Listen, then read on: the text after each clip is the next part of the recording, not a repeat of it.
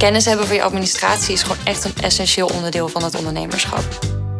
Het bleek dat ik gewoon niet zelf die aangiftes kon doen. In Kwestie van Kiezen leggen we startende ondernemers een bepaalde keuze voor. Vandaag de kwestie, een boekhouder of niet? Nu nog niet, maar ik overweeg het wel. En ik heb al een boekhouder. Onze expert Nikki den Dekker zet vandaag op deze voormalige kazerne in Arnhem de voor- en nadelen van die keuzes op een rijtje. En het is ook niet zo dat het altijd alles of niets is. Je hoeft niet ineens van ik doe alles zelf naar mijn boekhouder doet alles. Daar zitten eigenlijk verschillende stapjes in. Even voorstellen. Dit is Safira Azouz, een gedreven 27-jarige juriste uit Arnhem.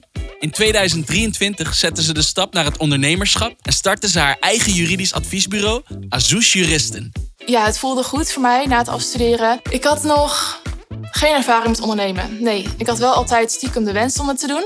En dit is Fleur de Koning, 27 jaar, marketingstrateeg en oprichter van Strictly Agency dat ze in 2020 startte. Momenteel werkt ze met een vaste groep freelancers. Haar motto is: Volg je dromen. Als je een droom hebt, ga er ook echt achteraan en geef jezelf 110% om daar te komen. Onze expert Nikki is 33 jaar en mede-eigenaar van Paperdork. Ze helpt bedrijven met hun administratie en financiën. Interessant om te zien dat zij allebei een andere keuze maken. Dus laten we kijken wat slim is. Wat is de visie van Nikki? Het bespaart je direct geld door niet een boekhouder in te huren. Maar op de lange termijn kan het je misschien zelfs geld opleveren als een boekhouder dus wel weet welke voordelen er voor jou te behalen zijn. Op het moment heb ik geen boekhouder, maar nu kom ik er langzaam wel achter dat ik steeds minder uren heb. En wanneer ik aan die boekhouding zit, dat het echt gewoon één grote chaos is. Dus ik wil eigenlijk wel gaan kiezen voor een boekhouder.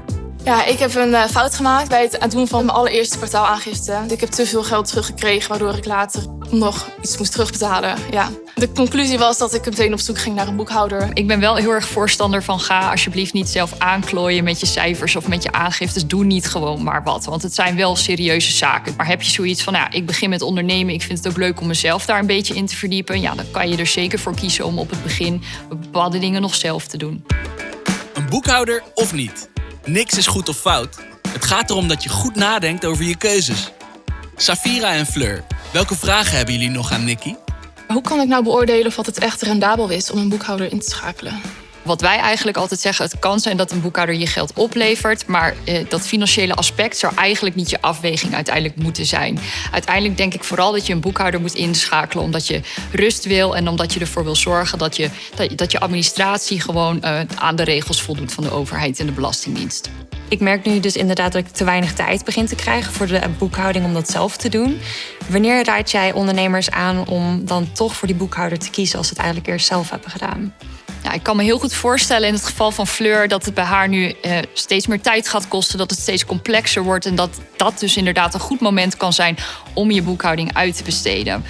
Maar weet ook, Fleur heeft bijvoorbeeld ervoor gekozen om mensen als freelancers aan te nemen in haar bedrijf. Ook dat is iets waar je bijvoorbeeld een boekhouder bij kan gebruiken. En die kan voor jou helpen om een berekening te maken van is dat ook financieel het meest voordelig of had ze in dit geval beter de mensen in vaste dienst kunnen nemen.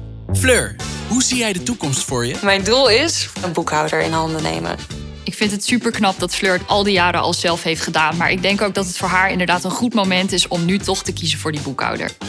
En Safira, loont een boekhouder voor jou?